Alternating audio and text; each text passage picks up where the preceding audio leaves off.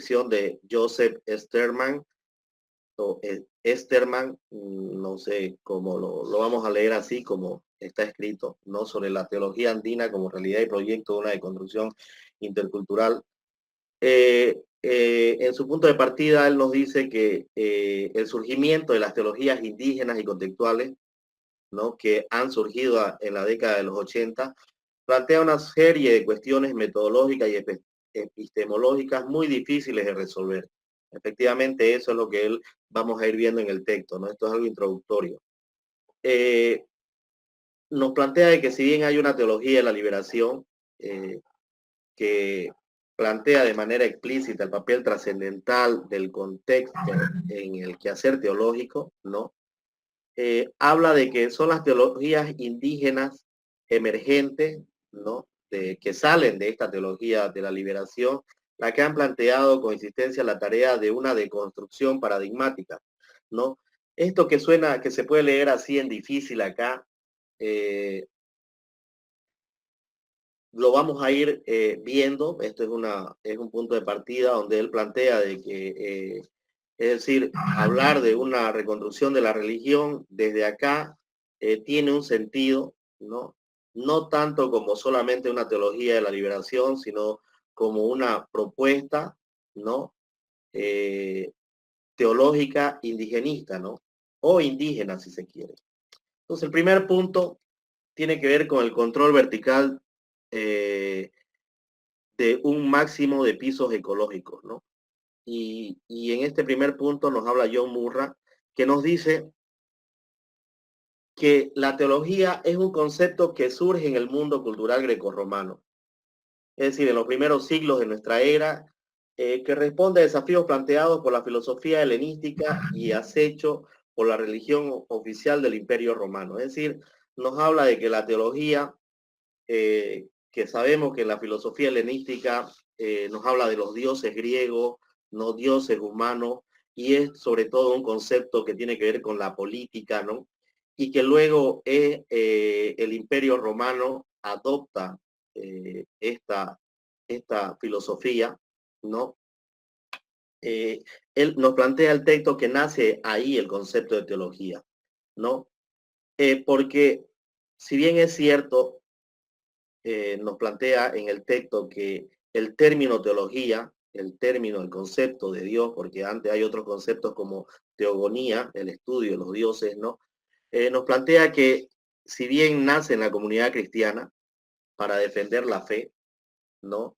Frente a las distintas posiciones eh, eh, que tienen que ver nuevamente con la religión oficial romana y con la filosofía helenística, ¿no? Perdón, con las posiciones ortodoxas judías, ¿no? Que los judíos estaban antes de la religión oficial romana. Hablar de la teología plantea el texto que entra con fuerza en ese contexto, donde ya es parte de como una religión oficial romana y parte de y esa religión oficial romana ha heredado bastante de la filosofía helenística. Efectivamente tiene unos inicios antes de ser teología en el pensamiento filosófico de los griegos, ¿no?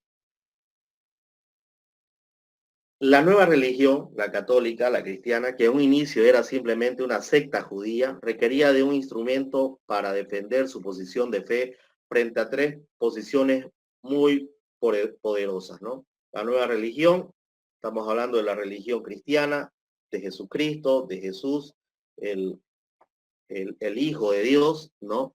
Que es vista al principio como una secta judía. Nos dice que hay tres posiciones muy poderosas, tres argumentos muy poderosos para defender la fe, ¿no? Primero, la ortodoxia judía, sobre todo la escuela de los fariseos y el judaísmo helenístico. Por otro lado, la religión oficial del Imperio Romano, ¿no? Que era politeísta, heredado del panteón griego y de la divinización del emperador. Y finalmente, la filosofía helenística vigente, tanto en las provincias, tal como Palestina, y como los centros culturales, sobre todo en la forma de un neoplatonismo vulgar. ¿Qué quiere decir esto? Que las posiciones, cada una de estas posiciones, por un lado, ¿no? Los ortodoxos judíos que creían en Dios, ¿no? No lo practicaban, por eso se les decía fariseo, ¿no? Eran como dos caras, ¿no? Estaba la religión oficial del Imperio Romano, que empezaba a, que tenía un tinte de la filosofía griega, y finalmente estaba la filosofía helenística, ¿no? Que tiene que ver la filosofía helenística con el pensamiento griego de la primera época de los griegos, ¿no? Con Platón, con Aristóteles, donde hablan, que lo vamos a ver más adelante, que hablan del concepto de la idea, de que hay el mundo material es reflejo de la idea, y esa idea eh, que Platón le va a dar el nombre de Demiurgo, ¿no? Eh, es la que genera que haya la existencia, ¿no? Entonces, esta forma de pensar que es adoptada, que era un pensamiento filosófico helenístico, es adoptado por un imperio romano que necesita tener un estilo de creencia en algo superior porque políticamente no querían seguir endiosando a un ser humano. Entonces, las primeras preguntas podrían ser, ¿dónde surge el concepto de teología? En el Imperio Romano, en el mundo cultural grecorromano, en la filosofía griega clásica, en la Biblia hebrea. Nace en el mundo cultural grecorromano, ¿no? Sabemos que Roma, en realidad Grecia, si nosotros vemos la geografía, en esos momentos, Helena, antes que Grecia, Helena se encuentra en una zona no me acuerdo el mar ahorita, pero en una zona marítima con pocas posibilidades de tener sustento alimenticio. Y los helenos, dice la, se dice en filosofía, que el tener necesidades y el estar al lado del mar permitía desarrollar otras capacidades, y el heleno, además de dedicarse a pensar, también se dedicaba a inventar, ¿no? Entonces los griegos empezaron a ir a Roma, luego son conquistados por Roma, pero estando en Roma dejan huella a través de sus inventos y a través de su pensamiento, ¿no? Roma, un, un imperio potente en lo que era geopolítica, y Grecia, un imperio potente en lo que era el desarrollo intelectual y en el desarrollo en el desarrollo, si se quiere, del progreso, ¿no? A través de la creación de distintos inventos, ¿no? Si, de hecho, nosotros si miramos la historia de la filosofía antigua, vamos a encontrarnos con muchos griegos y con uno que otro romano como Séneca, ¿no? Por ejemplo, famoso por el mito de Pandora, ¿no? Que le pertenece a Séneca. ¿Por qué se desarrolló la teología en el contexto cristiano? Por la influencia de la filosofía griega clásica, por la necesidad de defender la fe cristiana frente a las posiciones ortodoxas judías, la religión oficial romana y la filosofía helenística, por la importancia de la teología en la filosofía griega clásica, por la influencia de la Biblia hebrea. ¿Por qué se desarrolló la teología en el contexto cristiano? Efectivamente, ya dijimos que antes había el estudio del no se lo veía como Dios, no se hablaba de Dios como tal. Entonces había la nociología, la epistemología, ¿no? Podríamos decir hasta la metafísica, ¿no?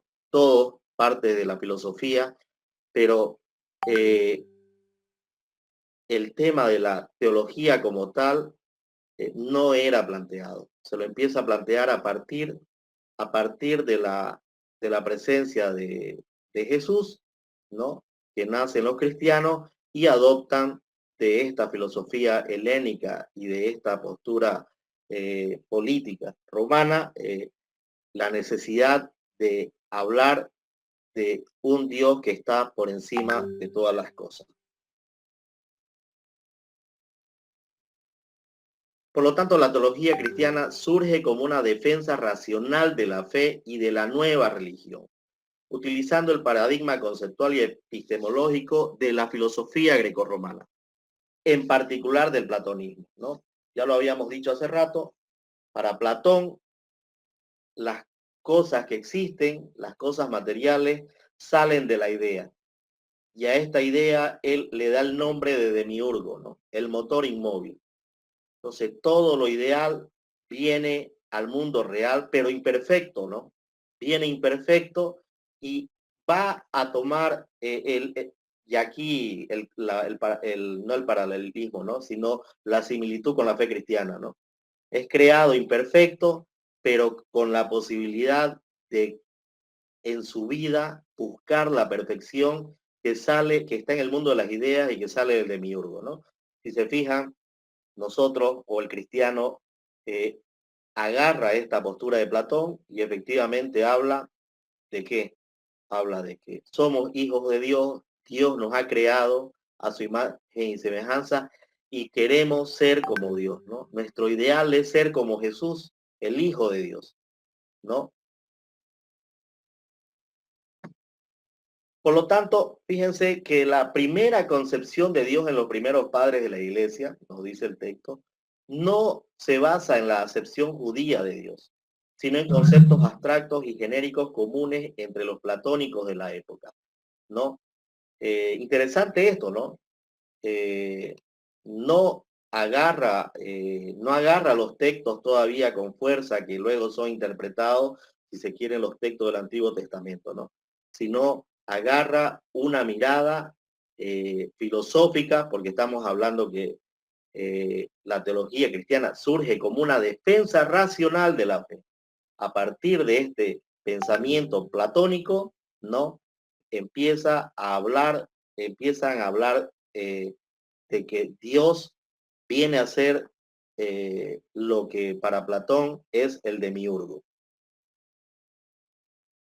Tanto el concepto de logos, de conocimiento, como el de teos, de Dios, tenían un lugar trascendental en el platonismo, ¿no? Ya lo hemos dicho, ¿no? La concepción de Dios en los primeros padres de la iglesia no se refería al entorno cultural semita de los sinópticos, ¿no? No se refería a esta religión judía, ¿no? Sino se acercaba más a este Dios, ¿no? Eh, eh, lo conocemos como Abba, como Yahvé, ¿no? Que es un nombre genérico, ¿no? Y común, como nos dice el texto, entre los platónicos de la época, pero sobre todo hace relación al demiurgo, ¿no? Lo divino es igual al demiurgo, que también lo nombra Aristóteles, ¿no? Cuando habla de las causas, ¿no? De las causas de la existencia, ¿no? Hay una primera causa, que es lo perfecto, luego está lo real, ¿no? Luego está lo potencial, eh, pero Aristóteles no profundiza en este momento el concepto como lo profundiza, en realidad no agarran el concepto de Aristóteles como lo agarran el concepto de Platón del mundo de las ideas, y en ese mundo de las ideas el demiurgo es el principio de todo, ¿no? ¿Qué paradigma conceptual y epistemológico utilizó la teología cristiana para defender la fe y la nueva religión? Esto ya, eh, la filosofía grecorromana y en particular el platonismo.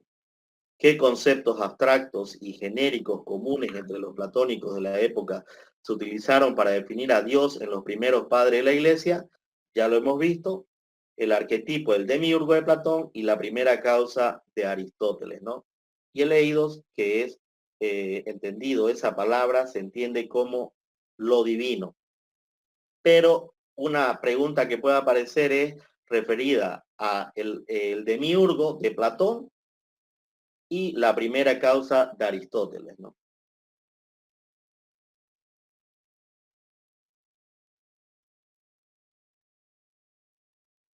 Después de la primera inculturación, cuyo prototipo era la encarnación de Logos en la cultura semita oriental, es decir, ya la inculturación teológica tiene lugar en la cultura grecorromana, lo hemos ido viendo, ¿no? Es ahí donde aparece, por ejemplo, con mucha fuerza San Pablo, ¿no? Porque San Pablo efectivamente tiene sus inicios acá, ¿no? Esta parte de la lectura nos vuelve a hacer repasar todo lo que hemos ido ya argumentando en la parte de atrás, ¿no? Pero lo tocamos porque, si bien es cierto, la iglesia, ¿no? Tiene unos dogmas, ¿no? Sus dogmas de fe, la iglesia cristiana, católica, una vez más nos vuelve a decir que todo esto tiene lugar en la influencia de la cultura grecorromana, ¿no? Entonces, no es que el punto de partida, nos dice este texto, ¿no? El punto de partida de lo que entendemos en la teología cristiana empieza en la Biblia, ¿no? Sino empieza en la inculturación de la religión católica, adoptando la creencia y la forma de entender la vida de la cultura grecorromana.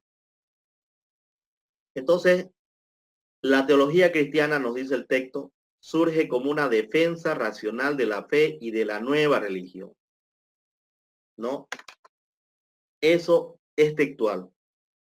Lo que les estaba diciendo, ahí se los pongo de manera textual.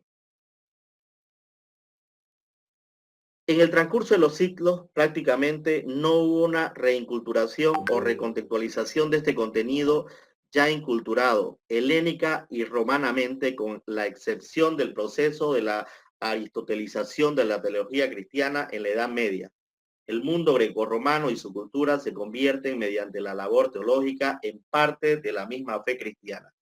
Fíjense cómo, en vez de que lo que nos dice esta parte del texto es que la fe cristiana, que al principio adopta o se inculturiza con la cultura grecorromana y helénica, ahora más bien pareciera que la forma de la transformación de la fe tiene más que ver con el posesionamiento de esta cultura grecorromana y de esta cultura helénica, ¿no? Interesante, ¿no? Lo que dice el texto, ¿no? No hay una reinculturación, no es que el tiempo va pasando y y la creencia del ser humano, donde está, donde vive, se relaciona con la cultura como tal, sino se mantiene la religión, y la religión que ha tenido la influencia romana y griega, ¿no? Aquí no funciona, si se quiere, la postura de Hegel cuando habla de la historia del espíritu, ¿no? Y lo relaciona con lo bello, ¿no? Y él habla de la tesis, antitesis y síntesis, ¿no? Una tesis que es una parte de la aparición, ¿no? De Dios, el espíritu, ¿no? De Dios que aparece sobre el ser humano y empieza a desarrollarse, una antítesis que es la parte de la crisis del ser humano, y una síntesis que es Dios que nuevamente surge, ¿no? Dios que es bueno, Dios que es bondad, que es amor. Hegel lo plantea así en su dialéctica. Acá estamos viendo un planteamiento donde no hay una reinculturación, que sí lo plantea, o una recontextualización, que sí lo plantea Hegel. Perdón que me haya metido con Hegel, pero era para relacionar un poquito con una postura distinta a la que aparece en el texto. ¿Qué paradigma conceptual y epistemológico utilizó la teología cristiana para defender la fe y la nueva religión? Ya lo hemos dicho, la filosofía grecorromana y en particular el platonismo, ¿no? Bueno, esto sí, cuando armé esto le tiré la misma respuesta. Aquí les debo creo que una más, esta más. Ah, no, esta no. Esta no. Continuando con el mismo documento, ¿no? Inclusive dice, ¿no? Cuando la teología y las filosofías europeas, que fueron consideradas como la teología y la filosofía por experiencia, se veía ante la tarea de inculturarse nuevamente en culturas no occidentales, la china, la cultura hindú, la de la Via Yala, ¿no? No se despojaron de sus vestimentas grecorromanas, sino se pusieron otro barniz más o menos contextual, ¿no? Esto es textual del libro, ¿no? La campaña de la extirpación de idolatrías en América Latina y de manera especial en la región andina no era solamente una maniobra de la Iglesia Católica para imponer la fe cristiana a un pueblo considerado pagano, sino también la correa de transmisión para hacer valer la teología occidental de la vertiente escolástica renacentista, ¿no? No, entonces, esta parte del texto es fuerte, ¿no? No es que querían mostrar y demostrar que los que estaban en estas tierras, ¿no? Eran paganos, ¿no? Y blasfemaban contra Dios y por lo tanto no eran hijos de Dios, sino lo que querían era imponer, seguir imponiendo esta teología occidental nacida, ya hemos dicho, de esa fusión de la filosofía helénica y la religión política romana. Por eso nos dice el texto que para el Vaticano en ese momento existen dos grandes amenazas teológicas. Por un lado, la teología india de América Latina y la teología india que aboga por un inclusivismo teológico de las religiones. Se podría agregar una tercera perspectiva de género, ¿no? Que habla de una teología feminista que queda prácticamente, es una postura que cuando hablamos de una teología eh, de género, ¿no? Cuando decimos, o teología feminista, que el rostro de Dios tiene el rostro de mujer, ¿no? Que va teniendo fuerza, pero que sin embargo para los jerarcas, ¿no? No es algo que pueda ser tomado en cuenta porque apuntaría a una desconstrucción de la teología actual. ¿Cuáles son las dos grandes amenazas entonces de la teológica para el Vaticano? Podríamos haber dicho tres, pero hemos visto en el texto que son dos, ¿no? Por un lado, la teología india de América Latina y la teología india que aboga el inclusivismo, ¿no? ¿Qué quiere decir la teología de las religiones? ¿Qué tiene que ver esto con el texto que vimos la semana anterior, ¿no? Es decir, una un diálogo de las religiones, donde la teología, donde la religión católica no sea la única, sino que se siente en la mesa y dialogue con todas las religiones que se encuentran, ¿no? Que las tome en cuenta para generar paz y no generar caos, ¿no? Que sea ese diálogo el que permita que realmente haya armonía en el mundo. Ese debe ser el verdadero cuidado de la vida, ¿no? Y la mejor manera, el mejor ejemplo para poder hacerlo es tomar en cuenta la teología india de América Latina, ¿no? Una teología que puede ser entendida como liberadora, pero que no deja de creer en Dios, no deja de tener a Dios en en su forma de actuar, de vivir, pero le da un sentido que no necesariamente tiene que estar en los escritos, eh, en los escritos, sino que está en la vida, en la tradición. ¿Por qué la teología cristiana no ha podido desprenderse completamente del ropaje cultural occidental y grecorromano? Por la falta de recursos, por la falta de interés, por la resistencia a cambiar, por la necesidad de mantener la coherencia con la tradición, efectivamente, ¿no? Quitarse totalmente del ropaje cultural occidental y grecorromano hace que para la teología cristiana hace que se pierda en el discurso, se pierda la coherencia, se entra en contradicciones y sea un discurso totalmente incoherente con el Dios, ¿no? Con el Dios de la religión.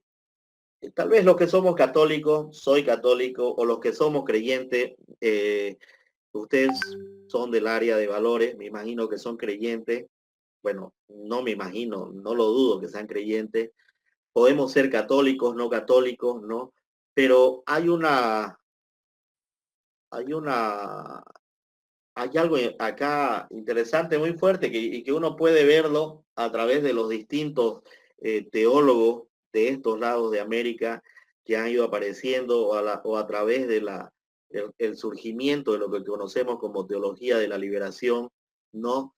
Donde de alguna manera han tratado de romper paradigmas, esquemas, y han incomodado, ¿no? Han incomodado a los padres a los padres que están no acá, sino en el Vaticano, de la religión católica. ¿Qué influencia ha tenido el pensamiento helénico occidental en la teología cristiana?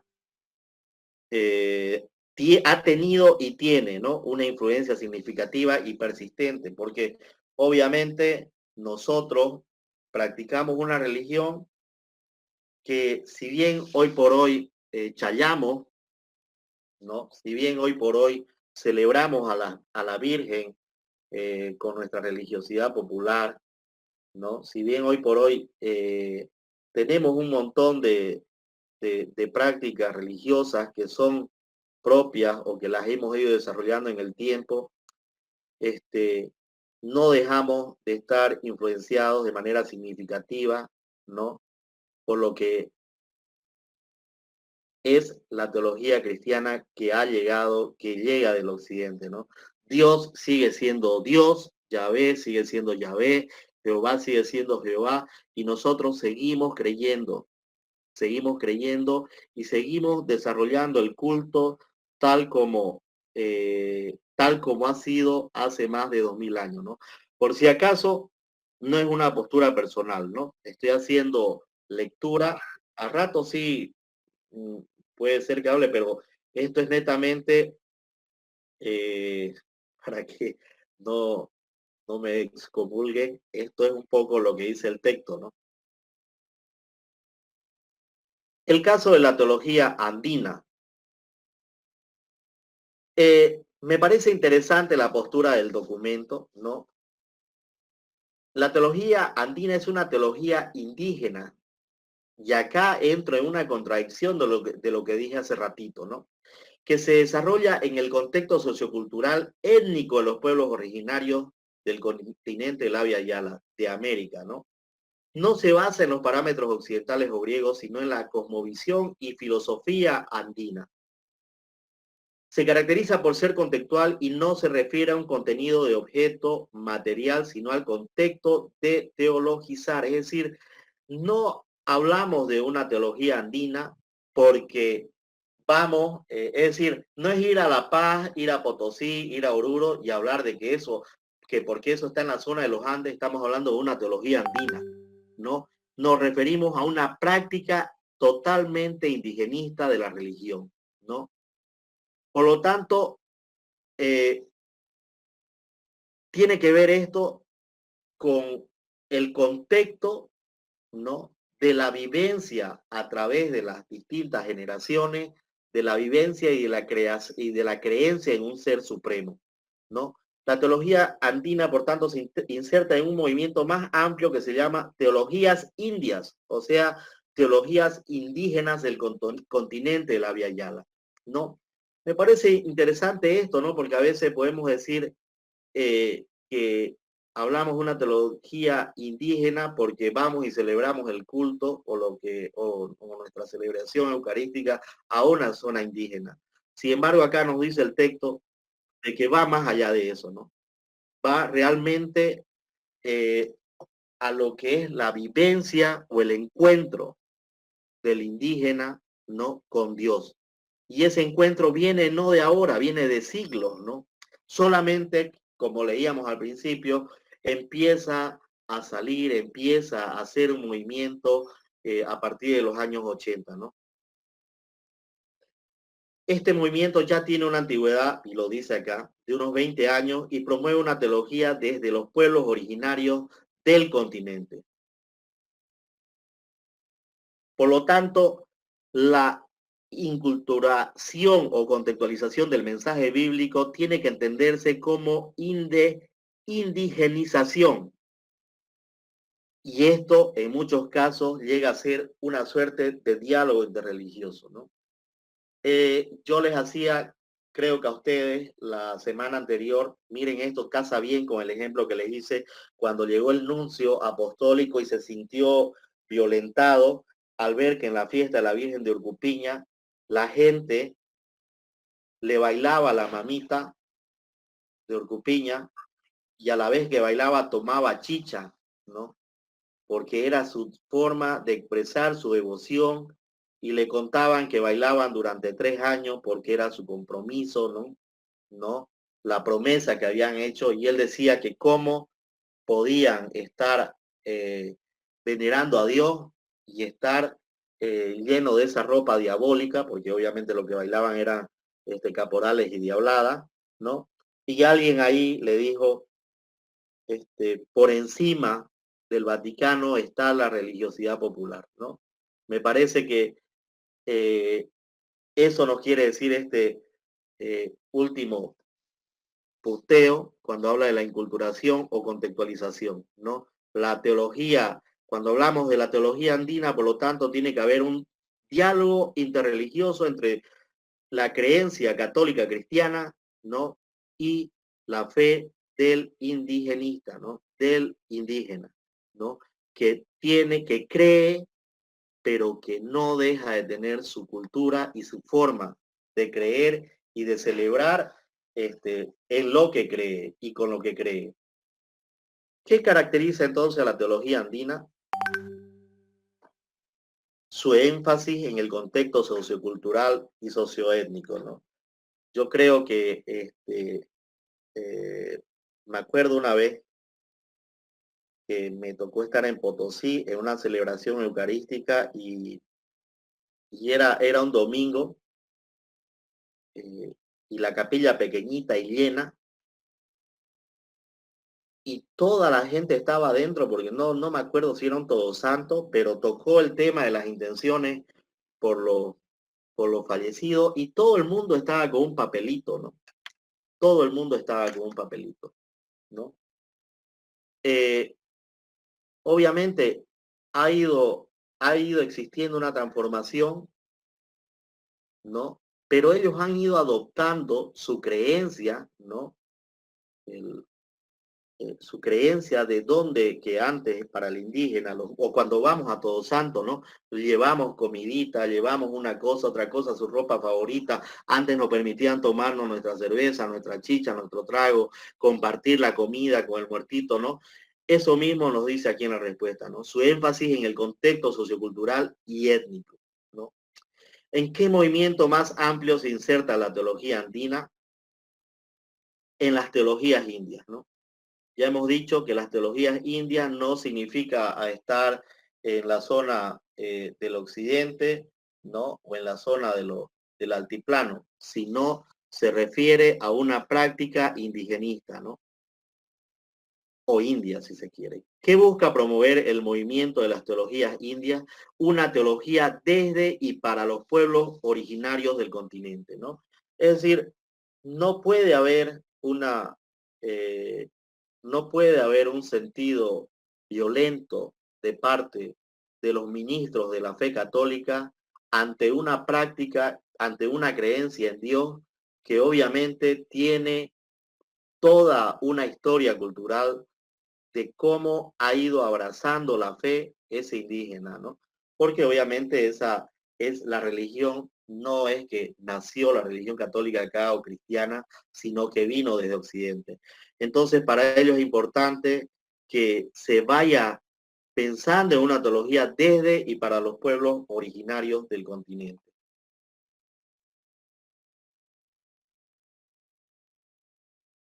Entonces aquí, agarrando el texto, un pequeño punteo de lo que nos dice, ¿no?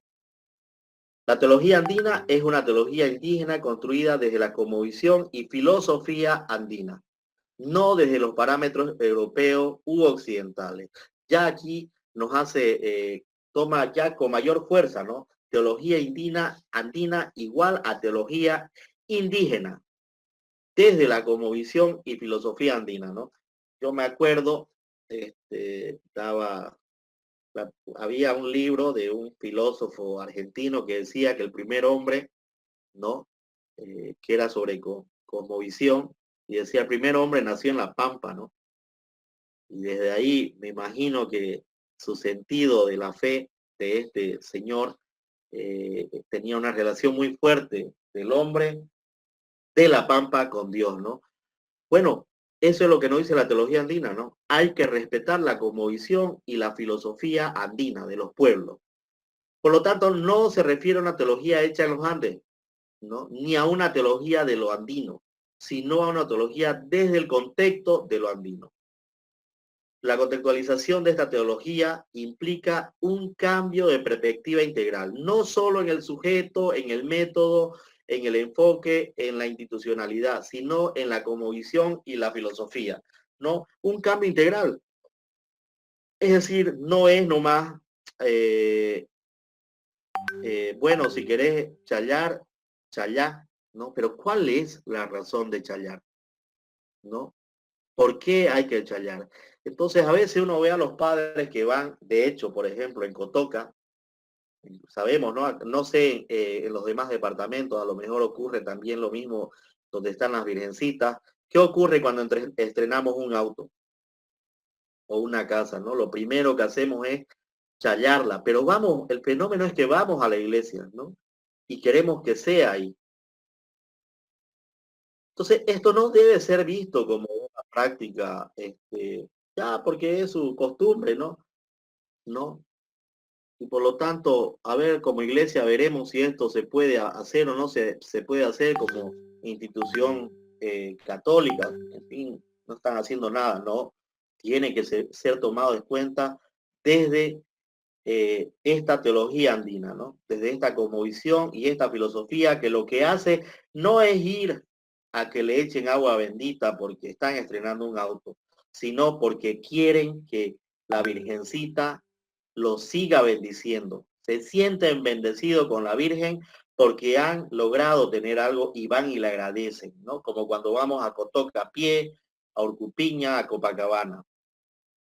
Entonces, la teología andina se comprende como teología cristiana inspirada en el mensaje evangélico y los testimonios de fe resultado del mismo, ¿no?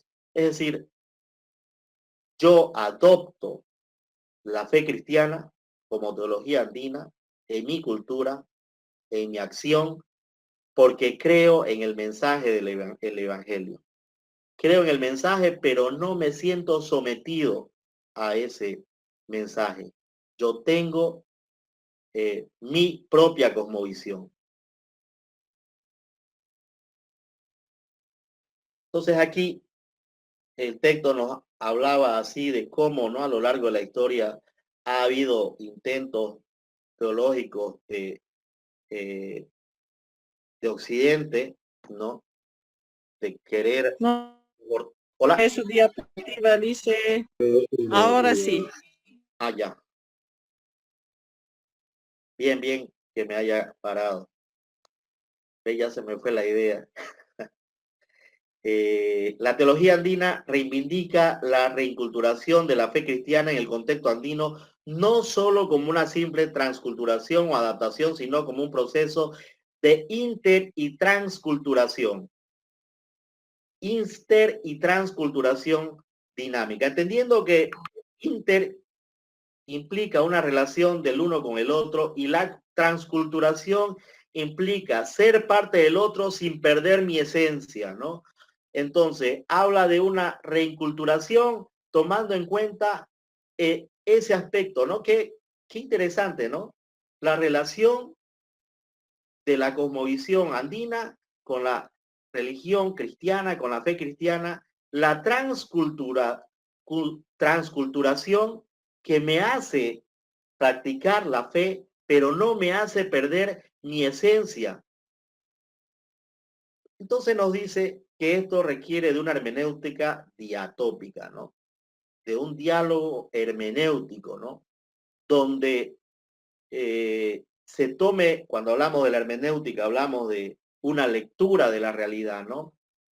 Que permita, y de dos, ¿no? Diatópica, una mirada de dos, ¿no? Una hermenéutica tanto de la religión católica como de la teología andina para poder hacer una interpretación y traducción conceptual entre estos, cuando dice Popoy, estos tópicos culturales, religiosos e históricos. Es un planteamiento complejo, ¿no? Este es un planteamiento complejo que no sé si tendrá asidero, así hablando sinceramente, para los ministros de la Iglesia Católica, ¿no? Es una postura totalmente revolucionaria, creo yo.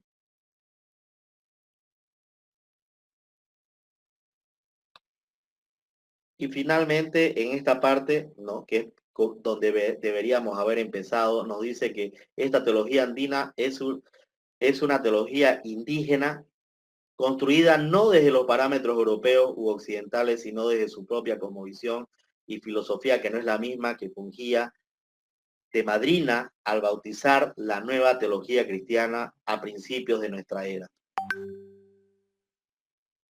Como les digo, no es un documento grandote pero tiene nomás harto de filosofía a la hora de leerlo, ¿no? Y quienes somos muy fundamentalistas, quienes abrazan una fe muy fundamentalista, esto es muy chocante, ¿no? Lo que acabamos de leer. ¿Qué caracteriza la teología andina entonces? Es una teología desde el contexto de lo andino, ¿no? No es una teología hecha en los Andes, no es una teología de lo andino, es una teología del contexto del andino, no es una teología europea en vestimenta andina. Eso creo que lo hemos ido desarrollando en la anterior diapositiva, ¿no? ¿Qué implica la contextualidad de la teología andina? Solo un cambio de perspectiva en el sujeto, en el método, en el enfoque y en la institucionalidad, un cambio de perspectiva integral en la cosmovisión y en la filosofía, un cambio de perspectiva solo en el sujeto y método o un cambio de perspectiva solo en el enfoque y institucionalidad. La respuesta, si le hicieran esa pregunta, es un cambio de perspectiva integral en la cosmovisión y en la filosofía, ¿no? Es un cambio de perspectiva integral porque efectivamente es no dejar de creer, no dejar de practicar la religión, pero sí hacerlo desde mi cultura, desde mi forma de ver mi práctica religiosa, ¿no? Y de entender la vida, ¿no? Porque obviamente los pueblos tienen su propia filosofía, su propia forma de entender la vida, ¿no? Su propia cosmovisión. ¿Qué tipo de proceso de interculturalidad se requiere para la teología andina? Un proceso de intertransculturalización, ¿no? Que sea dinámico. Y ya lo dijimos, la relación entre, pero lo transcultural es que yo abrazo a la religión, pero no pierdo mi esencia, ¿no? No pierdo mi esencia de creencia andina, ¿no? De mi práctica, de mi fe, de mi cosmovisión andina.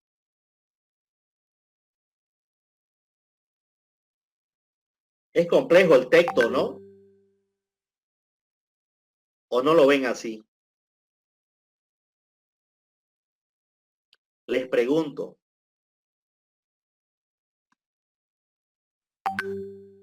¿Están ahí? Hola.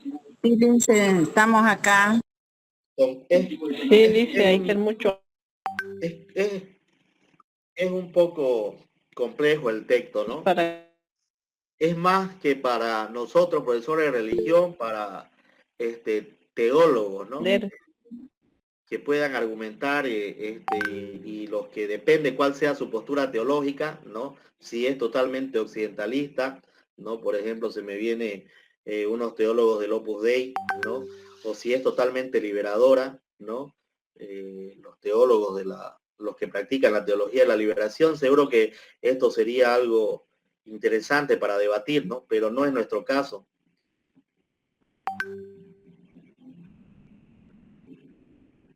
En la teología andina, muchos protagonistas deben someterse a un proceso de occidentalización mental para participar en la actividad teológica seria. Es interesante esto, ¿no? Es decir, se sigue, lo que dice el texto es que se puede hablar de una teología andina, pero sin embargo, antes de entrar a la teología andina, tiene que pasar siempre ese proceso de agarrar lo que acabamos de decir, ¿no? De agarrar, amasar, ¿no? Y ser totalmente inducido a entender una religión totalmente occidentalizada. Ya hemos visto que tendría que ver con qué, con la parte de la fe, del adoptar los conceptos griegos y romanos, ¿no? Entonces nos dice que los desafíos para una teología andina debe incluir la desconstrucción de conceptos, la indigenización de currículos, el uso del idioma autóctono, la oralidad de las fuentes y la inclusión de la perspectiva colectiva y no masculinizada. Es una propuesta esta muy seria, ¿no? Es decir, ¿por qué queremos empezar? ¿Por qué para empezar a hablar de teología andina vamos a agarrar primero toda una inducción occidental de la religión cuando deberíamos empezar por una deconstrucción de los conceptos que agarre primero todo, no toda la enseñanza, cuando habla de currículos, habla de educación, ¿no? Que sale de las culturas indígenas, ¿no? ¿Por qué no abrazar el idioma autóctono? ¿Qué significa Pachamama? ¿Qué significa? ¿Cuál es el verdadero sentido de la palabra que yo uso para decirle a Dios en una lengua indígena? Decirle su nombre, ¿no? ¿Por qué le digo mamita, papito, ¿no? Y no le digo Dios, a lo mejor, ¿no? ¿Por qué no tomar en cuenta, por qué siempre ir a documentos que tengan que ver con el mundo occidental y no partir de la oralidad de quienes han venido practicando y encontrándose con la fe en la cultura y han ido creciendo y han ido practicando la fe, pero desde su práctica, desde su vivencia diaria y de su cultura, ¿no? Y de su historia. Entonces, y obviamente nos habla de una inclusión de perspectivas colectivas. Todos pueden dar un testimonio de vida sobre su fe. Y obviamente nos habla de una no masculinización, y no solo que sea masculinizada, pero bueno, acá también puede entrar en una contradicción porque sabemos que nuestras culturas sí son masculinizadas también, ¿no? Se plantea, por lo tanto, la necesidad de una miren esta palabra, ¿no? Inreligionización, ¿no? De los indígenas con los religiosos, de la fe y la teología andina, lo que implica un diálogo interreligioso entre los sistemas religiosos diversos, como la simbiosis entre la Virgen María y la Pachamama, que es lo que un poquito hablamos más arribita, ¿no? La teología andina autóctona busca occidentalizar el pensamiento teológico, incluso llegando a ser interpretado como deseo de desevangelización o descristianización. Puede haber esto, ¿no? Puede haber que en algún momento, y por qué no, que haya, nos dice el texto, nos lo dice así el texto, de que el tener mi cosmovisión andina me haga pensar de que el Dios del que me hablan los occidentales no es el Dios, no debe ser Dios, ¿no? Entonces para mí lo material, ¿no? Ir a las fuentes de los griegos, donde estaba el principio de todas las cosas antes de Platón, en los presocráticos, el principio de todas las cosas era el agua, el fuego, el aire, ¿no? ¿Cuál más era? El fuego, el agua, el aire, el tiempo, ¿no? Que son los cuatro que para los presocráticos era el origen de las cosas, ¿no? Entonces, ¿por qué no puede haber eso, ¿no? Si una Por lo menos eso nos lo plantea el texto, ¿no? Nos dice que la sabiduría andina se caracteriza por ser inclusiva, rechazando las dicotomías y exclusividades. Es decir, que todos dentro de una práctica teológica andina, todos somos iguales, ¿no? Entonces nos habla de un proceso que vaya en contra de la helenización y de la que vaya en contra de la occidentalización, ¿no? Debe haber un diálogo intercultural, crítico y constructivo, sin caer en la exclusión ni en la satanización de las culturas o religiones. Una propuesta teológica, si esto lo leyera, o ya lo he haber leído, pareciera que hay hasta un resentimiento, ¿no? Contra una postura muy parcializada de la fe, pero bueno, es el documento que nos toca, ¿no? Y no nos queda más que trabajar en él, ¿no? ¿Qué desafíos enfrenta la teología andina? Ya vimos que no solamente es la indigenización de los currículos, ¿no? Ya vimos que además de eso, ¿no? Hay una desconstrucción de conceptos, indigenización de currículos, el uso del idioma autóctono, la oralidad de la fuente y la inclusión de perspectivas colectivas y no masculinizadas. Sin embargo, acá cuando hacemos la pregunta estamos hablando de una, ¿no?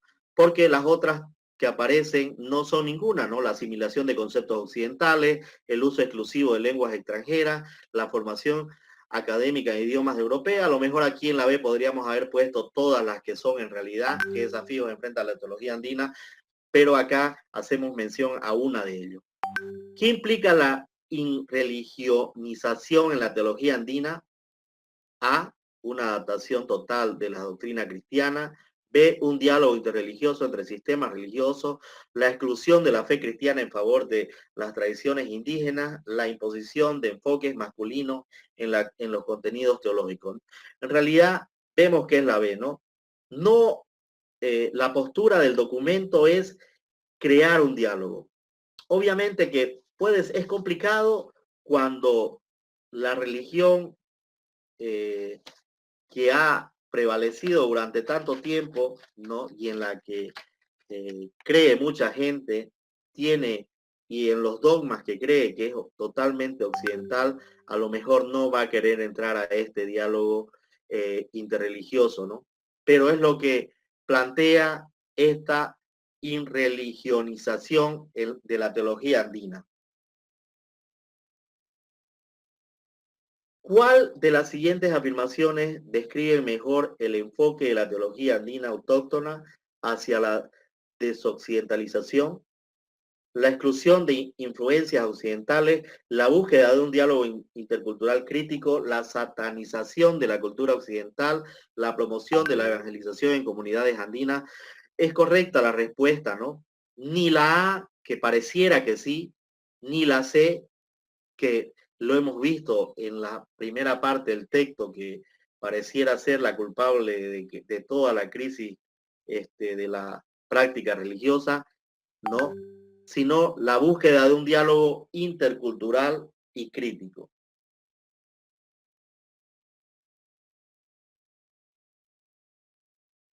Y esto lo vemos acá o lo respaldamos acá, ¿no?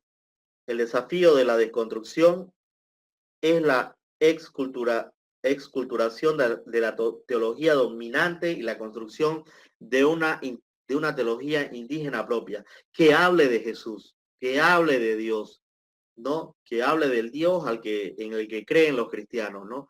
Pero que tome en cuenta la cultura, ¿no? Por lo tanto, es una deconstrucción, no es una destrucción, ¿no? No es destruir la fe, no es destruir la tradición, sino es construir, es hacer una construcción de una práctica de la fe a partir de esta teología indígena. Una teología andina sería seria y auténtica, que se entiende como resultado de un diálogo intercultural profundo que va más allá de las simples situaciones de palabras, ¿no? Y efectivamente, ¿no? no son muchos los textos que podemos encontrar, textos oficiales, ¿no? De papas, ¿no? Si bien es cierto, a partir del Vaticano II, del Concilio Vaticano II, hay una apertura, ¿no? De la Iglesia Católica, no son muchos los textos, ¿no? A lo mejor ahora con Francisco podemos encontrar más, pero no hay una verdadera apertura que sea más allá de las simples palabras, ¿no? Claro, uno mira acá, por ejemplo, los últimos cardenales, ¿no? Puede ser una señal. Aquí en Bolivia, el cardenal Ticona, ¿no? Un indígena, pero un indígena practicante de una religión totalmente tradicional, ¿no?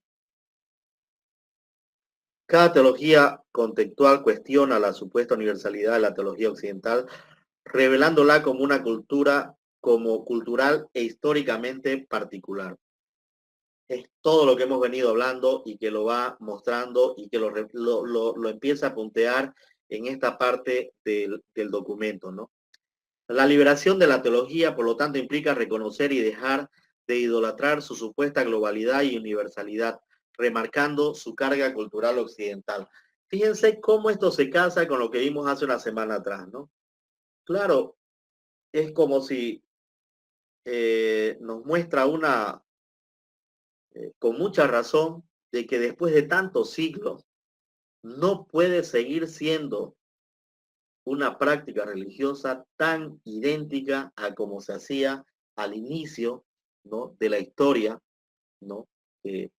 Si hablamos que el mundo o en los años se empezaron a contar a partir de Jesucristo, el año 1, ¿no?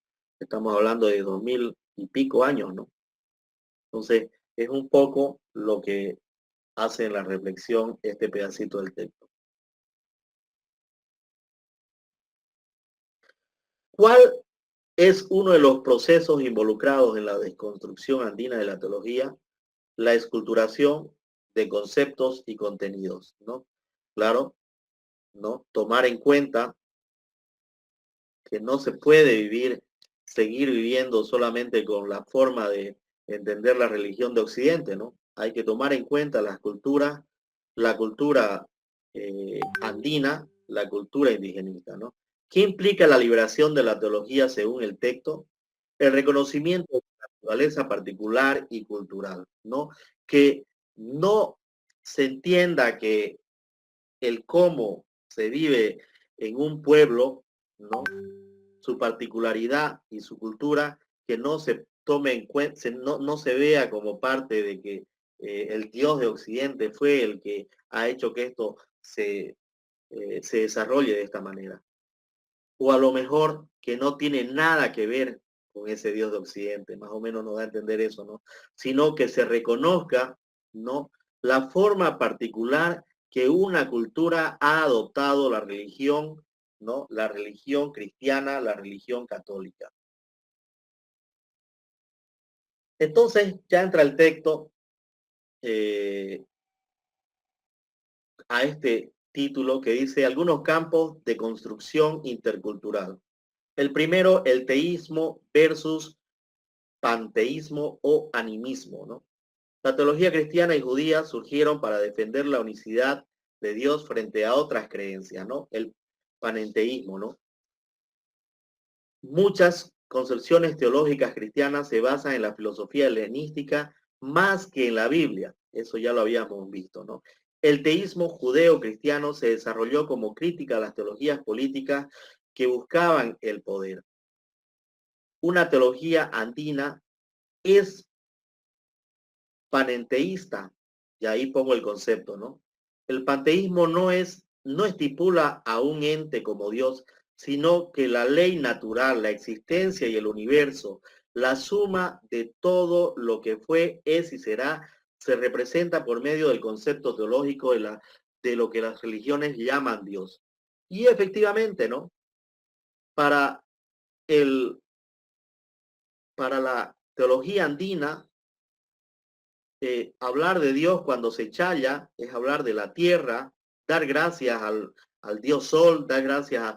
Todo eso es parte todo eso se junta, todo eso es parte de su creencia, de su fe, y todo eso no es algo que está más allá del humano y es a lo que las religiones llamamos Dios, ¿no? Eso nos aclara cuando habla de una deconstrucción intercultural. Por eso es que ellos no encuentran ninguna dificultad a la hora de ir a una iglesia y sentarse y hablar con Dios y luego ir o chayar o bailar o echar cerveza a la Pachamama, ¿no? Y luego ir a la iglesia, ¿no? No, porque para ellos todo eso que nosotros consideramos simplemente como Dios que está en el altar o que está en todo también, si queremos, ¿no? Ellos lo identifican en lo que existe, en lo natural. O animista, ¿no? El animismo, que es una creencia en la existencia de espíritus en objetos y seres vivos, así como la interconexión de todo en la naturaleza, alojándose de el dualismo teológico occidental. La revalorización de concepciones andinas lleva a una visión de lo divino como parte integral de la realidad. Efectivamente, lo que habíamos leído antes cuando decíamos que la religión andina es panenteísta, ¿no? Por lo tanto, esa deconstrucción intercultural, ¿no? Que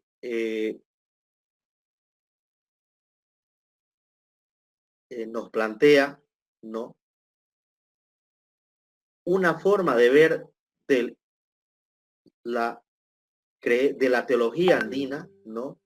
Que choca a veces con la teología cristiana porque la cultura andina a cada fenómeno o a cada situación en la que le sucede algo, lo relaciona con algo que es natural, que tiene una existencia propia, pero que tiene relación con Dios.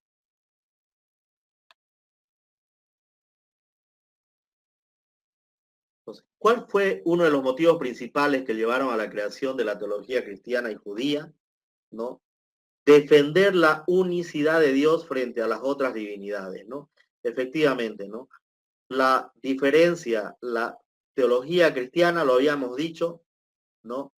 Es hablar de un solo Dios frente a lo que plantea la teología indigenista, a lo mejor que relaciona lo natural con Dios, lo relaciona, pero en la antigüedad, ya sabíamos que había, aparte de estar los dioses griegos que eran humanos, ¿no? Estaban luego los otros dioses que eran monumentos, que a partir de un fenómeno que había ocurrido se le creaba un monumento y efectivamente si pasaba ya algo bueno, había que, había que idolatrarlo o hacerle un sacrificio. Y si les iba a pasar algo malo, igual había que hacerle un sacrificio porque él estaba enojado, ¿no? ¿De qué manera influyó la filosofía helenística en las concepciones teológicas cristianas según el texto? Contribuyeron en la idea de la personalidad de Dios, ¿no? De un Dios que ya lo hemos visto, que es un Dios artesanal, si se quieren, porque es el artesano de la vida, del mundo, ¿no? Que lo saca del concepto helenístico del demiurgo, ¿no? Donde todo, el demiurgo es el artesano, Dios es el artesano que va construyendo la realidad en la que vivimos, ¿no? Pero es un Dios único, ¿no? Un Dios que en su bondad, por ser artesano, nos ha creado y que quiere que desde nuestra imperfección alcancemos esa perfección. ¿Cómo se diferencia la concepción teológica andina de las clasificaciones occidentales tradicionales como el teísmo y el animismo?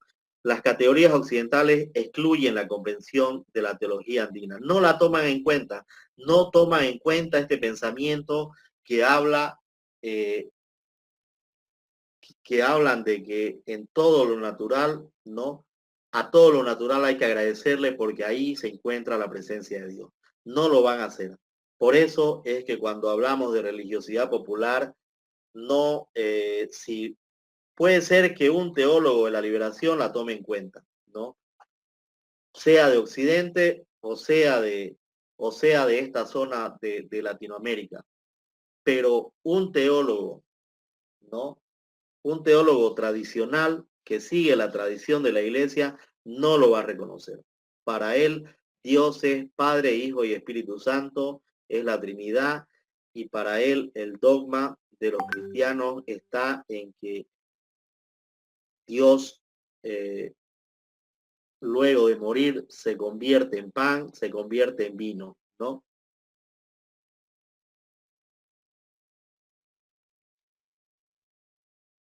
Cosmocentrismo versus cristocentrismo, ¿no? Yendo esto a los subtítulos, que ya habíamos visto que hay algunos campos de construcción intercultural, ¿no?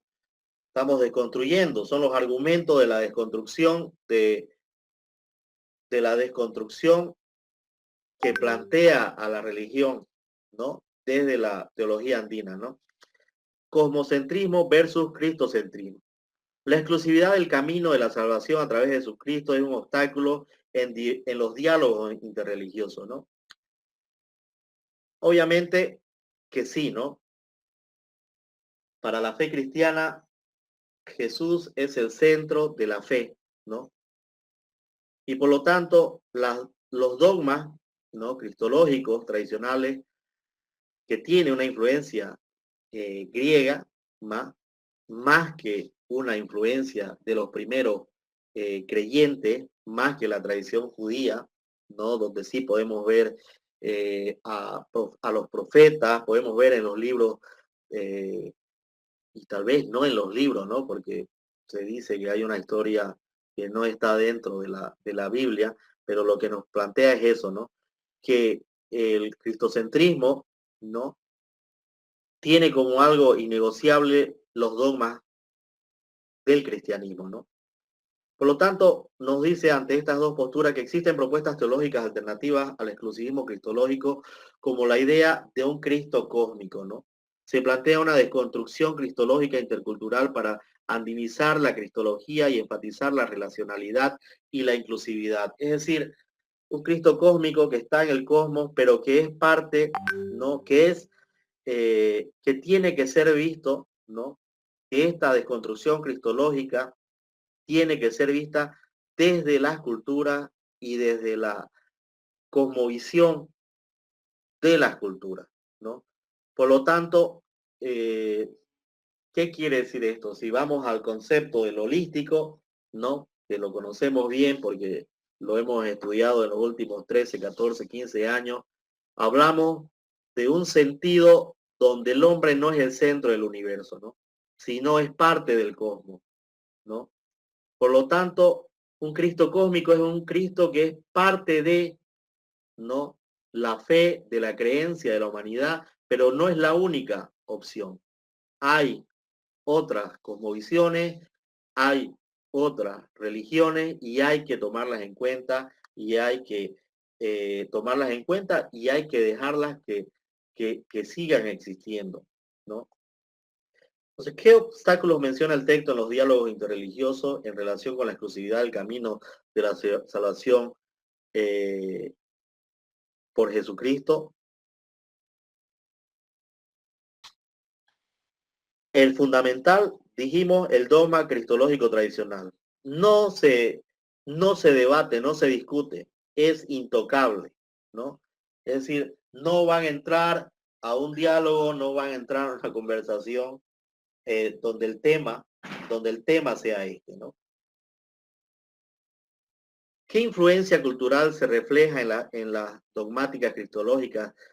Esos son textos que aparecen en el documento de Nicea y Calcedón, según el texto.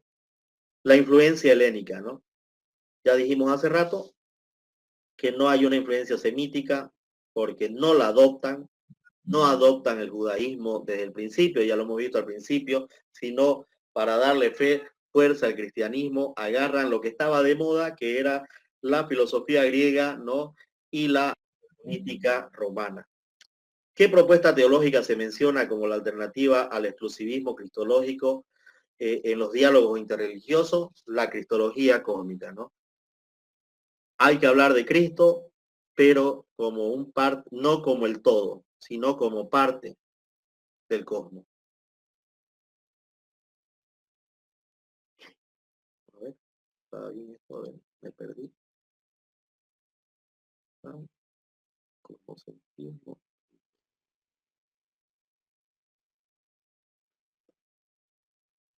Teología denominacional versus ecuménica. Aquí nos dice el texto que las corrientes de la teología cristiana clásica que están surgidas al menos en el siglo XVII, ¿no? Han sido predominantemente confesionales o denominacionales, ¿no? Reflejando la división en la iglesia y la fe cristiana. Estas tendencias confesionales europeas se han exportado y transculturado a contextos no occidentales como la China, India, América Latina, África, donde las iglesias y denominaciones existentes son el resultado de excepciones y disputas teológicas foráneas. En el caso del mundo andino, las comunidades originarias han experimentado diversas influencias religiosas desde la evangelización hasta la incorporación de prácticas autóctonas a la fe cristiana, pasando por momentos de repaganización y condena de rituales andinos.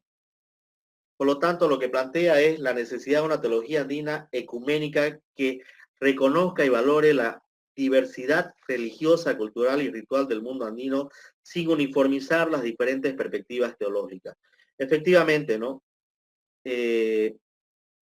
Lo veíamos en el anterior texto, que el fenómeno de querer ser universal, de querer llegar de forma exclusiva, no solamente a la religión, pero principalmente a la religión, le pasó lo mismo a los imperios, veíamos en el texto anterior, primero al imperio romano, ¿no? Luego podríamos hablar de, sobre todo el imperio romano, como al querer apoderarse de todo el mundo, ser el dueño del universo, empieza a perder fuerza y esa pérdida de fuerza hace que se vaya debilitando y se vaya perdiendo, ¿no? Lo mismo habla el texto ese, el documento anterior sobre la religión, ¿no? Como la religión al principio ha querido llegar a los distintos continentes y eso lo ha hecho perder fuerza. Y por otro lado, cuando hablamos del siglo XVII, estamos hablando de una edad rebelde, ¿no? De una edad rebelde, de una edad donde aparecen pensadores, donde, como Rousseau, ¿no? El hombre es bueno, pero la sociedad lo corrompe, ¿no? Esta parte de la historia hace que la mente pensante del hombre se revele y por lo tanto empieza a tener sus cuestionamientos de la fe. Todo eso que va pasando, que se va desarrollando en Occidente, también llega a esta parte del continente, ¿no? Y lo que nos plantea es que esto ha generado que además de la Iglesia Católica, en mayor cantidad o menor fuerza, pero en cantidad, hayan aparecido un montón de prácticas religiosas y lo que plantea esta parte del texto, ¿no? Es efectivamente que se dé un ecumenismo, ¿no? Un ecumenismo donde se pueda ver y se valore la diversidad religiosa, pero no así, no se negocia la importancia de Dios, ¿no? Y de Jesucristo como el centro de todo. Entonces, ¿qué caracteriza la teología cristiana clásica desde al menos el siglo XVII? La confesionalidad, el ecumenismo, la universalidad, el exclusivismo, la confesionalidad, ¿no? Somos confesionales, ¿no? ¿Cómo se describe la influencia de las corrientes teológicas europeas en contextos no occidentales como China, India, América Latina y África? se han mantenido intactas y sin cambio, se han adaptado completamente a las creencias locales, han sido importadas y transculturales, no han dejado ningún impacto. Ya hemos visto que han sido importadas y han sido transculturales, ¿no? Transculturadas, es decir, han sido tomadas, han sido practicadas, pero no han hecho que se pierda la esencia de la cosmovisión propia del lugar. Entonces sí se ha agarrado a la religión y por eso es que empiezan los distintos cultos o las distintas formas de profesar la fe. ¿Qué se propone respecto a la teología andina en el texto? El desarrollo de una teología ecuménica que respete la diversidad religiosa, ¿no? Eso es lo que en el anterior texto que vimos es lo que suena con mayor fuerza, ¿no? El tema del desarrollo de una teología ecuménica, ¿no? Que permita el cuidado de la vida. Escrituralidad versus oralidad. Ya lo habíamos visto más arriba, ¿no? Pero acá en esta parte del libro lo dice con mayor fuerza, ¿no? El cristianismo, al igual que el judaísmo, el islam, es considerada como una religión de escrituras, ¿no? Con un enfoque texto como la Biblia y la tradición. Efectivamente, ¿no? Toda la tradición de la religión católica cristiana está en la Biblia. Del islam está en el Corán, ¿no? Y si queremos ir al hinduismo, están en los libros como el Upanishad, ¿no? Donde encontramos toda su tradición, ¿no? Por lo tanto, eso ha ido pasando de generación en generación. La evangelización cristiana ha estado ligada a la civilización y cultura occidental, fomentando la alfabetización y educación de indígenas a través de la escritura. Efectivamente, ¿no?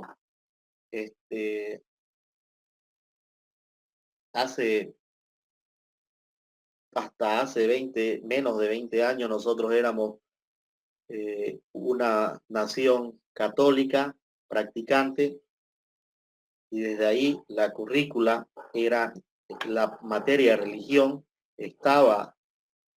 era netamente dirigida a la religión católica cristiana, ¿no? Entonces, desde la evangelización cristiana ha usado, ¿no? Ha usado la alfabetización y la educación para poder dar a conocer la fe, dar a conocer la religión, ¿no? La alfabetización ha sido, y efectivamente, quienes alfabetizaban al principio, lo sabemos, eran las órdenes religiosas, ¿no? La alfabetización, por lo tanto, fue utilizada no solo para evangelizar, sino también para reemplazar la religiosidad oral. Qué interesante esto, ¿no? Y centrada en la naturaleza como con una basada en la lectura de textos sagrados, ¿no? Como plantea el libro, ¿no? Es interesante que la historia, en la historia ha tenido mucho que ver el desarrollo, ¿no? La civilización, ¿no? Cultural que se hace a través de la educación, y la educación está relacionada con la lectura, con la escritura, ¿no? ¿No? Con el desarrollo intelectual, ha tenido mucho que ver para que la religión indígena, ¿no? O andina se haya ido perdiendo o haya perdido fuerza, porque nos lo dicen los textos más atrás, la importancia que tenía la religiosidad oral, ¿no? La filosofía occidental ha tendido a absolutizar la escrituralidad en la revelación divina, llevando a una teología rumiante y distanciada de los contextos culturales sociopolíticos, ¿no? Rumiante, siempre comiendo por todas partes, entrando por todas partes para quedarse, ¿no? La teología de la liberación en América Latina ha retomado el enfoque en la oralidad y la escucha, desafiando la primacía de la palabra escrita en la teología occidental. Obviamente que cuando hablamos de la teología de la teología de la liberación, no solamente hay una teología de la liberación, hay una filosofía de la liberación, hay una, aparte de una filosofía de la liberación, hay una pedagogía de la liberación, que tiene que ver con eso, ¿no? Con las reuniones, con el encuentro, con el diálogo, con el quedar, con el lograr acuerdos, donde todos son importantes, ¿no? Y esto tiene que ver luego también con una metafísica de la alteridad, ¿no? La importancia del otro, ¿no? Es un documento muy lindo, el de la metafísica de la alteridad, ¿no? Donde yo me, yo me voy haciendo en relación con el otro, en relación con los otros. No puedo existir si no coexisto con las demás personas. Entonces, mi coexistencia no está a través de los libros, sino está a través del diálogo. Mi coexistencia y mi existencia está a través de lo que yo voy aprendiendo de las tradiciones de las personas, si se quiere, de la cultura, ¿no? Entonces, la teología andina se basa en relatos orales sobre lo sagrado, posteriormente plasmados en texto, siempre recordando que lo escrito proviene de lo dicho y contado. Y efectivamente sabemos que ha sido así la historia de la humanidad, ¿no? Primero ha habido la oralidad, esa oralidad ha sido pasada de generación en generación hasta que han llegado los escritos, y esos escritos son los que luego han sido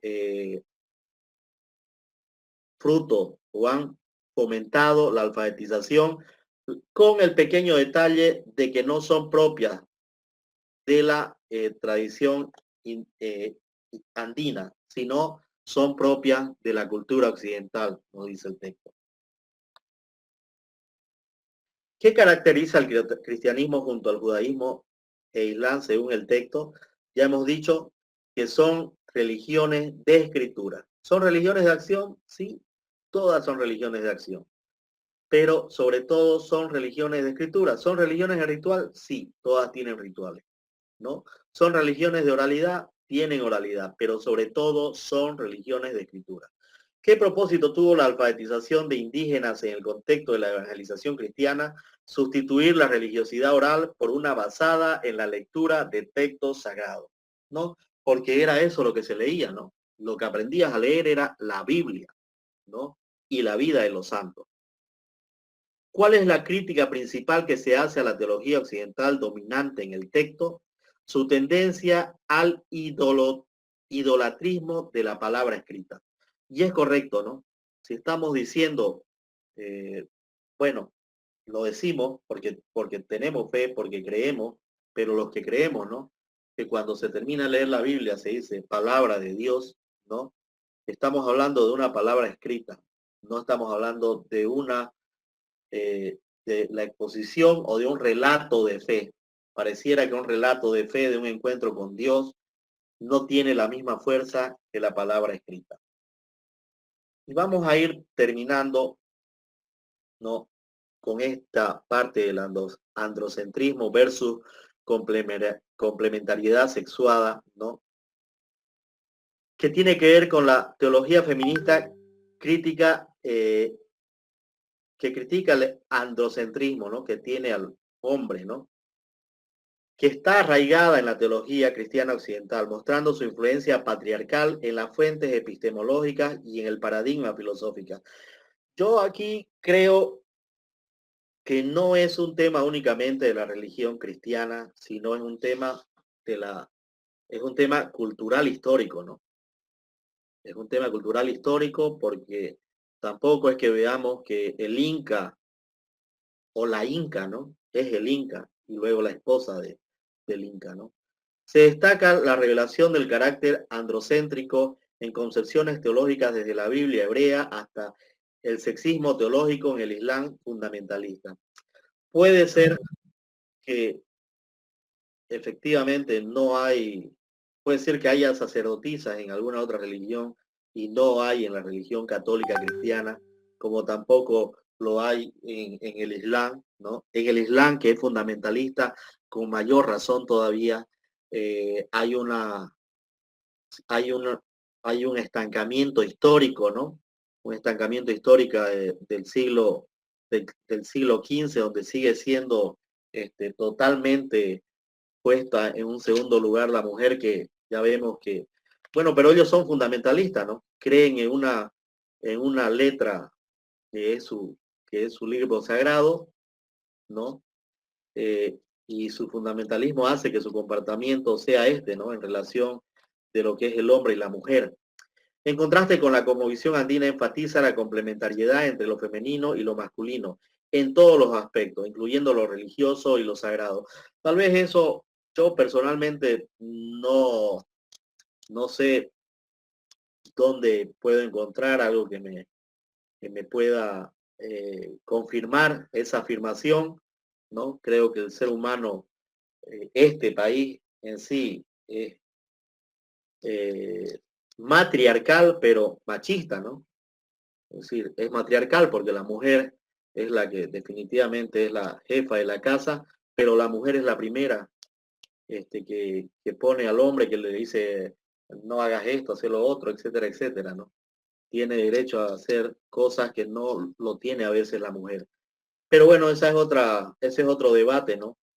Me parece sí que en esta parte vuelvo al texto, pero mi forma de pensar es que acá hay, no hay una lectura correcta para mí, por lo menos, en cuanto a la cosmovisión andina, o hay algo que no se conoce donde hay este trato, ¿no? A lo mejor esto de la sacerdotisa, pero no sé hasta dónde, o cuando hablamos de Manco Cápac y Mama Ocllo, ¿no? Que están los dos, tiene una relación también a la mirada de la Virgen María, porque el que sobresale sobre todo es Manco Cápac, ¿no? La desconstrucción del androcentrismo teológico implica criticar los fundamentos patriarcales en las iglesias occidentales, en la reivindicación radical del femenino, en la teología, la práctica religiosa y la eclesial. Me parece importante esto, pero en todas las prácticas religiosas, no solamente en la occidental, no solamente hablar de la religión católica y cristiana, sino de todas las religiones, ¿no? Y creo que si hablamos que el desarrollo de la humanidad es progresivo y tiene que ver con y ese desarrollo progresivo va alcanzando en la medida que pasa el tiempo mayor madurez, tal vez, no sé nosotros, pero después quienes vengan después de nosotros se encuentren con un mundo y totalmente igualitario entre hombre y mujer, que va teniendo un desarrollo lento, progresivo, lento, pero al fin y al cabo progresivo, ¿no? Y con estas preguntas terminaríamos. ¿Qué ha puesto de manifiesto la teología feminista en relación con la teología cristiana occidental? Ha puesto de manifiesto que hay el carácter androcéntrico, donde el hombre es el centro, ¿no? Y es patriarcal, ¿no? De las concepciones teológicas. Por encima de todo, Dios es hombre, ¿no? Y sin embargo es lindo decir que Dios ama como una mujer, ¿no? El amor de madre, ¿no? Pero bueno, no es lo que nos dice el libro, ¿no? Es lo que por lo menos pienso yo. ¿Cómo se manifiesta la complementariedad entre lo femenino y lo masculino en la cosmovisión andina? En la presencia de aspectos femeninos y masculinos en todos los niveles y aspectos, incluyendo los religiosos. Pero vemos eso que en la cultura misma, ¿no? En las culturas mismas no es así, ¿no? ¿Cuántos diputados tenemos? ¿Cuántos senadores tenemos? ¿Cuántas presidentas mujeres tenemos? Ah, pero si vemos cuántos hombres hay en la junta escolar, 1 y 7, 5, 6 mujeres, ¿no? ¿Quiénes van a esas reuniones? Las mujeres. Es decir, culturalmente, socialmente, hay un machismo todavía, o hay una predominancia que favorece al quehacer masculino más que al femenino, ¿no? Una desigualdad, que es algo que se va luchando, que se va buscando, y como digo, a lo mejor este desarrollo progresivo, cultural, cognitivo, ¿no? Madurativo va a hacer que esto cambie, y a lo mejor cuando ya no estemos nosotros, o yo, por lo digo, a lo mejor soy más joven, más viejo que ustedes, se pueda dar. ¿Cuál es uno de los objetivos de la desconstrucción del androcentrismo teológico mencionado en el texto? Criticar los fundamentos patriarcales en las teologías occidentales y promover la reivindicación radical de lo femenino, ¿no? Efectivamente, ¿no? Creo que tiene que ser una de las críticas importantes, no solamente como les digo, con esta propuesta teológica cristiana, sino con todas las religiones y con todas las culturas, ¿no? Pero bueno, estamos hablando no de la postura personal mía, sino de la postura del documento.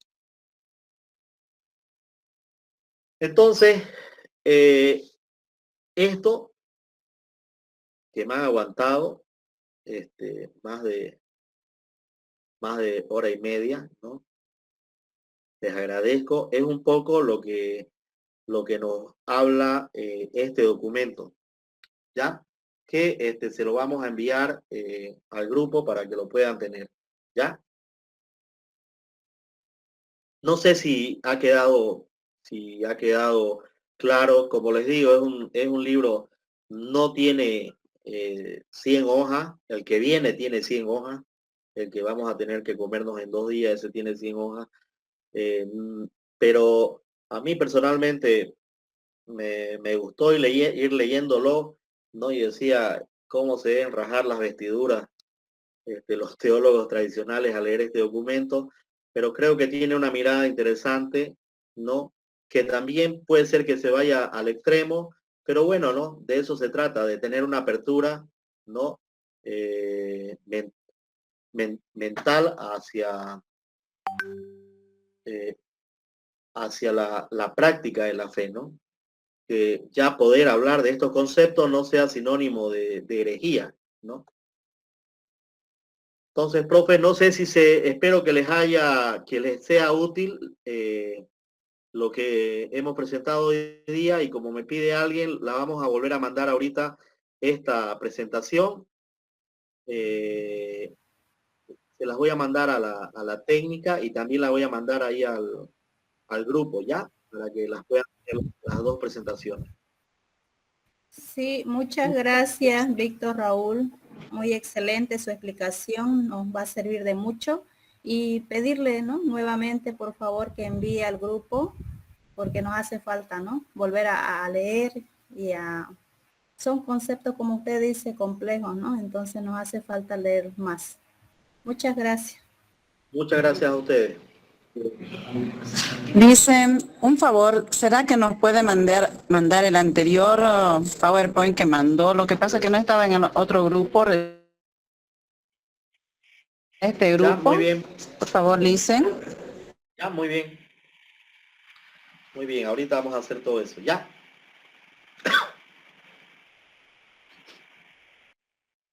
Muy bien, entonces, nos vemos la próxima semana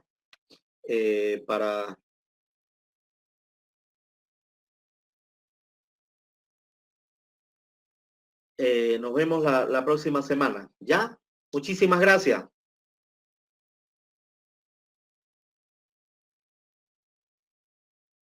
Gracias a usted y no se olvide enviarnos, por favor. No, muy bien. Buenas noches a usted. Buenas noches. Muchas gracias. Buenas noches a todos.